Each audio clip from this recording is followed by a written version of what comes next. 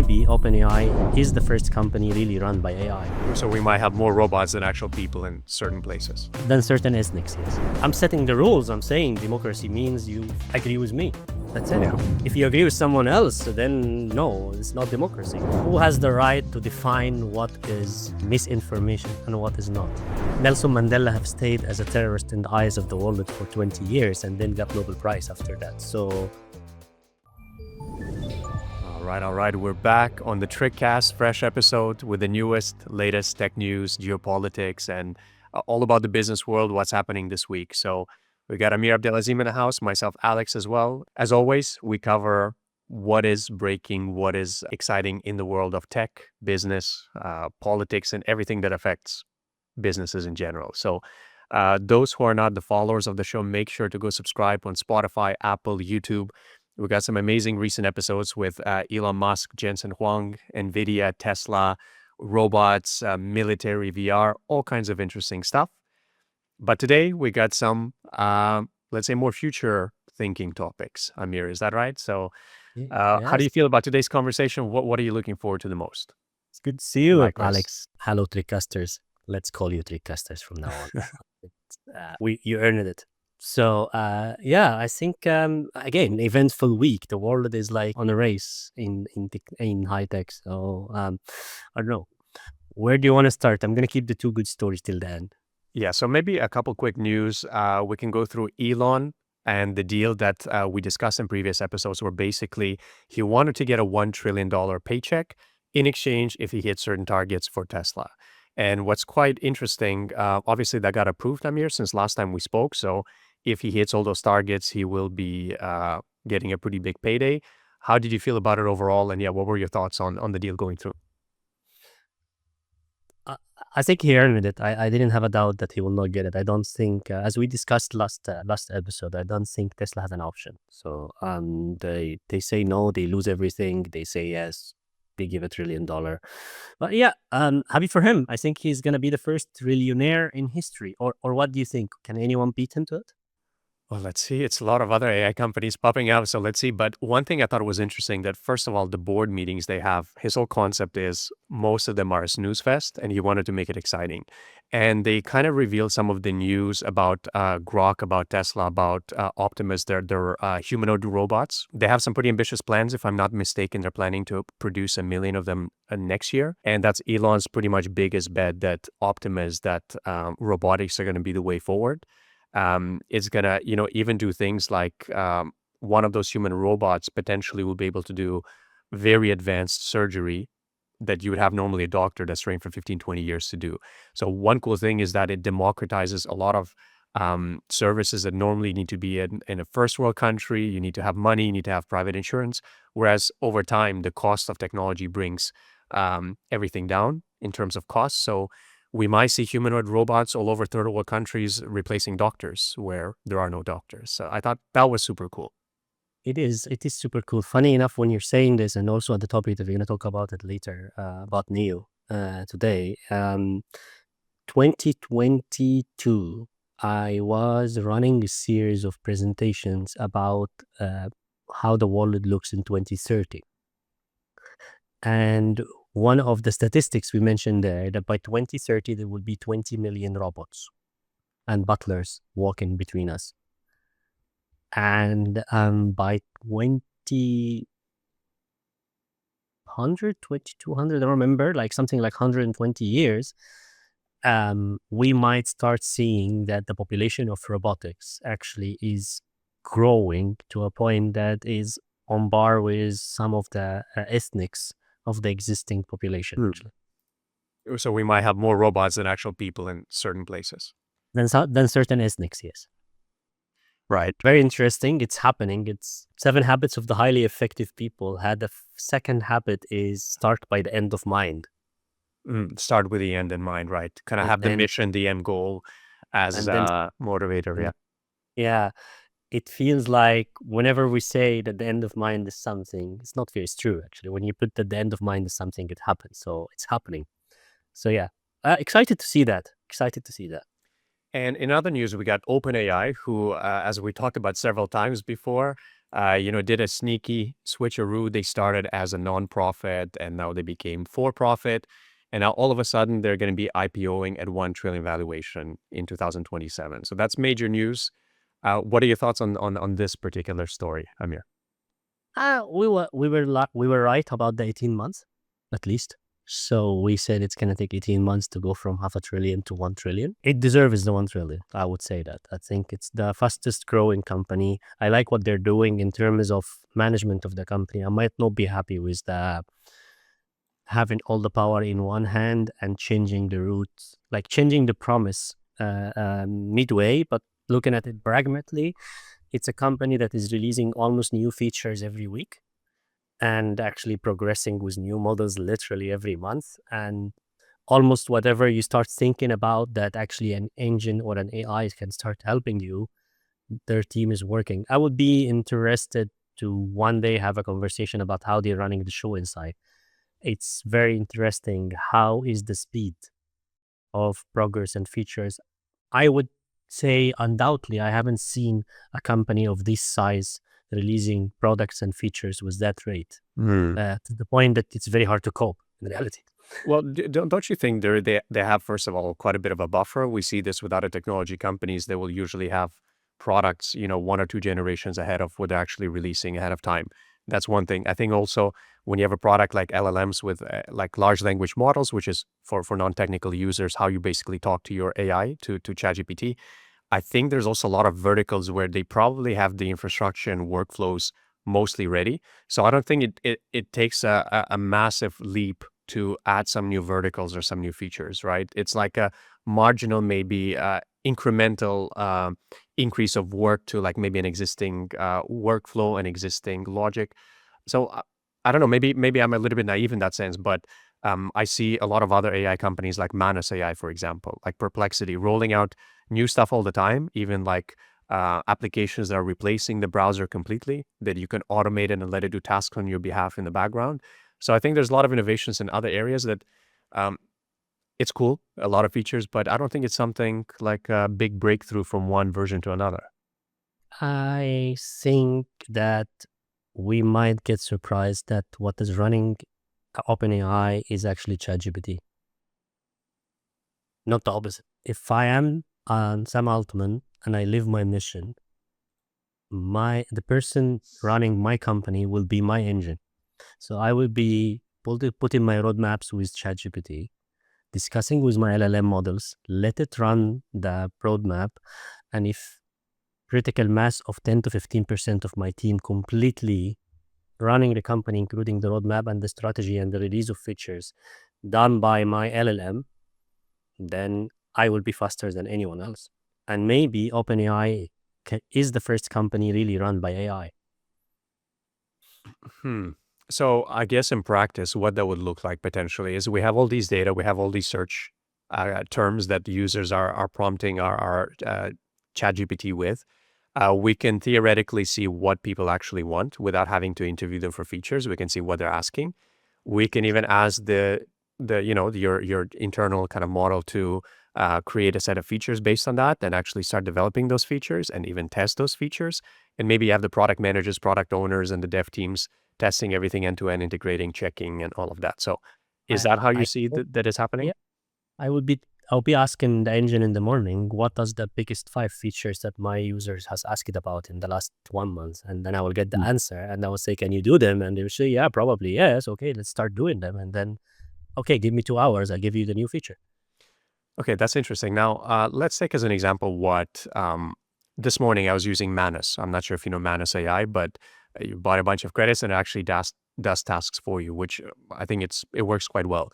And just this morning I logged in. There's a new feature where you can integrate Stripe into the websites or whatever it's building for you, and it actually does the sandbox testing. So people that don't know, basically, whenever you're dealing with payment infrastructure, PayPal, Sandbox, it's very critical because it's people's personal information is their credit cards. So you normally have to test it almost in an isolated environment, let's say a separate container.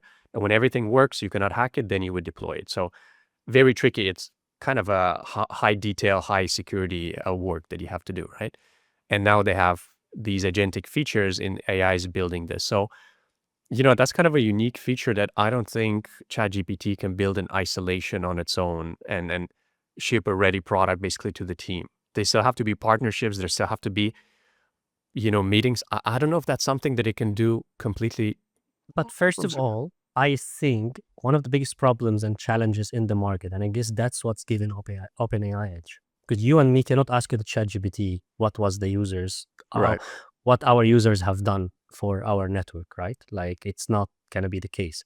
But one of the problems that you had a leader of any business is that you need to know what your customers want. You ask in your running surveys, you do this.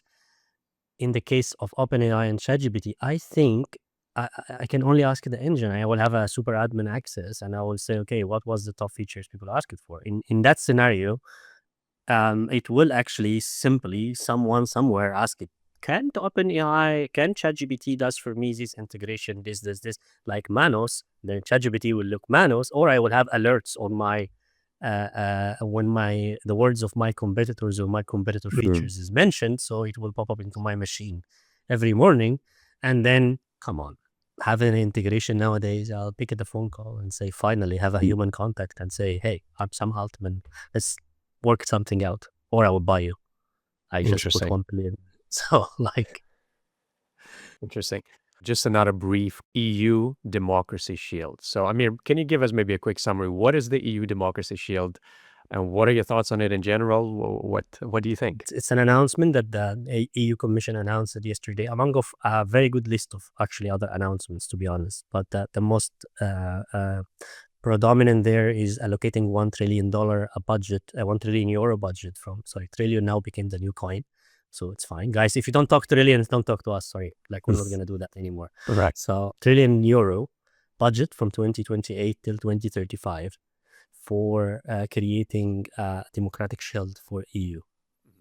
And ideally, they have the driver is seeing a lot of misinformation being broadcasted into the EU, and it's impacting the results of the elections, and hence destroying the transparency of democracy in EU, and hence like disinformations of the EU democratic system. And according to the announcements, there will be some policies and technological measures to actually control the misinformation and also punish it Mhm. if it happens, and make sure that the European Union citizens, residents are not misinformed about information there. Mhm. That's what they announce. Uh, That's what they claim, let's say. yes. Yeah. Yeah. Okay. What I What is what I your think reading about. on this? What do you read between the lines? Do you remember the 13 years old boy that was arrested on intent? Hmm. For Ah, Googling on ChatGPT how to how, KILL his friend. yeah, yes. So so again, we're gonna start actually, because who has the right to define what is misinformation and what is not? Nelson Mandela have stayed as a terrorist in the eyes of the world for 20 years and then got Nobel Prize after that. So in that era now, talking about Nelson Mandela on Twitter or X, or actually would have been supporting a terrorist Mhm. when you Right. are actually really talking about apartheid in South Africa. So who would decide what is right and wrong? And that's one big problem for me, actually. And the second one, education system embeds in our heads and program us on what is right and wrong in reality. So you have already a tool, and I think losing that tool to another sources of information that programs what's right and wrong, which is, let's say, social media now, then we lose control on right and wrong. So that's the second thought. And then the third thought in reality is most of the intellectuals in reality are not a critical mass. They are not participating in elections anyway. Mm. So that third thought tells me, okay, do whatever you want. It's not the point, actually, because the current election system is effective mass the same right as the non-effective mass, and accordingly you're already having an imbalanced results in elections. That is uh, we are in a populist setup now, so unless you're going to Mhm. rig the elections, populists will win because the majority are liking populists. So it's It's as simple as that. Yeah. Yeah. I mean, well, depends how deep. I'll try not to get too deep, maybe just to add my 2 cents. But there's a gentleman whose name is Mike Benz. And basically, after the Twitter files got released, which is basically proof when Elon Musk bought Twitter, renamed it to X, he invited journalists to research what was happening in the company before. What they found, basically, the US intelligence agencies were very involved and embedded in all social media websites. And they were controlling with these different algorithms and boards of disinformation. As you said, they were the arbiters of truth. They were, the ones to decide what is true information, what is malinformation, what is misinformation. But most of the time, things that get labeled as misinformation is information that's inconvenient, right?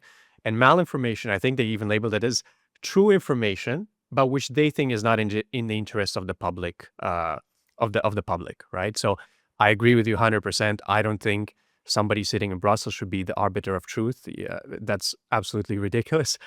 There's a lot of other things that kind of coming up on X and on other places about, as you said, the democratic process where a small minority, maybe of, let's say, more elite, high education politicians that are not directly democratically elected. So, for example, in Brussels, like, Miss van der Leer, she is actually appointed by a commission, from my understanding. And through what I know from her history, like, I think she failed to win like almost every election that she ran for, but somehow she ends up being the head of pretty much the 7 trillion. Is it 7 trillions that the European Union collects in taxes from the countries? I think 3 it's a. trillion.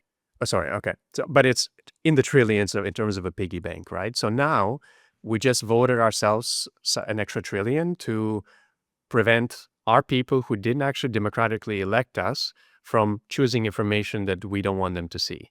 And, as it goes with the ChatGPT, there could be some systems in place that they get punished for saying certain things, like in UK, people getting arrested for unpleasant posts on social media, right? And that's my worry. It's just that slippery slope is so scary for me. Be honest, I think we're losing the control on the root of the problems. Education systems are broken. And I have no answer as well. I don't want to have my children living in a world where it is very chaotic and unintellectual gangs or people that are coming with a different thoughts deciding for me. And on the same time, I don't want someone else as well that is ivory tower deciding for me. Yeah. I disagree that Ursula was not democratically elected because the ecosystem itself. You have elections for the Parliament of EU, and then that elections for the Parliament of EU creates a pyramid, and that house actually selects the selects the members of the commission, and then the members of the commission select their own. So it is not direct elections like normal US Yeah. president elections, but hypothetically, or not hypothetically, theoretically, she was democratically elected. Now, what happens inside the doors that takes you again to the Behind same closed time. doors. Yeah. And Like, I don't know about but the you, Amir, process but itself is democratic. but also hypothetically, let's assume it's a false situation. But if leaders of such powerful groups of countries or one country has been, found guilty of multiple corruption charges and behind the back deals and backdoor agreements, and so it's like, oh, I have a problem with that. To be honest, I have a problem trusting most politicians, and especially when one of the things that they want to enforce democratic legitimacy, right, transparency. But then we see what's happening in Romania, where when a guy that you don't like gets elected, and then there's all kinds of interference. I'm sure Russia interfered. I'm sure the EU interfered, but it gets messy. Hungary, the prime minister of Hungary also is not the guy that they see aligning and with their opinions, or the Polish, party in power as well. They have some strong opinions, and it seems like every time they dissent against the whole view of the rest of the EU, seems to be a lot of pressure to basically get them in line, and Yes, yes, that's yeah. problematic, right? That's a big problem. In reality, it's a big problem. It's like, in reality, I don't know. I feel sometimes the democratic world defines democracy is what serves me. And Mm, that's what broke Iraq, and that's what broke Syria, and that's what broke Libya, and that's what was about to break Egypt, and all of what it is defining. I- I'm setting the rules. I'm saying democracy means you agree with me. That's it. Yeah. Yeah. It's if you agree with someone else, then no, it's not democracy.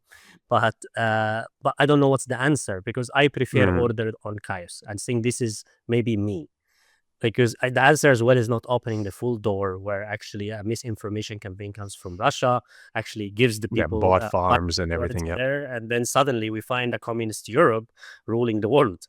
So it's also not the Not ideal it's outcome. not ideal at all. So I don't know where to draw the line, but I think we are walking on eggs now, and we need to find. I don't have the answer. I don't think I Yeah. have the answer, and Uh, it's very yeah. I wanted to add one thing quickly before, again, we get into the two main topics, but have you read this book before, The Sovereign Individual? No, Okay, shall I? it's a fantastic book. Like, *Sapiens* by Yuval Noah Harari is kind of very popular. This is like the next version, basically how the next 50 to 100 years are going to play out. And this book has been written kind of a long time ago. It has been updated, but the main point is that we're moving towards kind of people can take their wealth on blockchain and travel the world. And basically, when governments get too extractive, and now we're at the stage where the taxes are higher and higher. Look at France. Look a lot of first world countries. When it gets too extractive, people flee to places, countries, jurisdictions where the taxes are lower and the government is not as strict or tyrannical, let's say, right, in quotations. And one cool thing is now we kind of see this playing out where some companies are adopting crypto, some companies or places like Singapore, for example, they're having a very pro-business or tax-free zones or whatever. And now I see this again being in recruitment. Like I'm seeing German companies, some of my clients that I'm working with, that have an office in Germany are now starting to have offices in Spain or have offices in Portugal and take advantage of lower pay. And maybe they do a fully remote setup. And I'm seeing actually a lot of businesses fleeing from places that are too extractive. And I think that's a problem that they haven't maybe looked far enough to see the consequences, but I guess they won't be in power anymore when you kick the can down the road and you don't have to deal with the consequences. But I'm seeing this in real time, and it worries me because that's smart people are going to flee to where they're treated best. They will. They will, and that's the beauty of also the freedom of travel until someone democratically elected stops it. Yeah. So and then starts actually calling it some other funny names. So and I think the problem in Germany.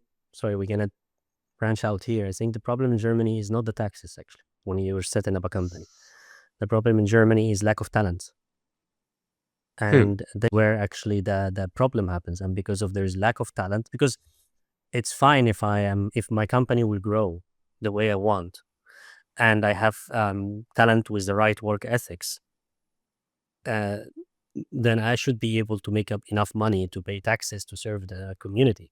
But what's happening in Germany is that taxes are high, that's for sure, but the benefit exchanging for taxes is becoming lower because you don't have the right talent. So I rather go to Spain, open my Mm. company there, have access to highly educated, passionate people that want to work hard and At instead 30% less or maybe 35% lower wages with no extra contributions that you have to add on top of their salary. Not to the same extent like in Germany, where it's almost double the initial salary. I would think that many companies would be really welcoming to pay higher salaries in exchange of getting the right work ethics talent. So it has been the case forever. It's not changing now. What's changed? Like think about it. I always, when I look at things, I think about what changed. Taxes were always high. It's not new.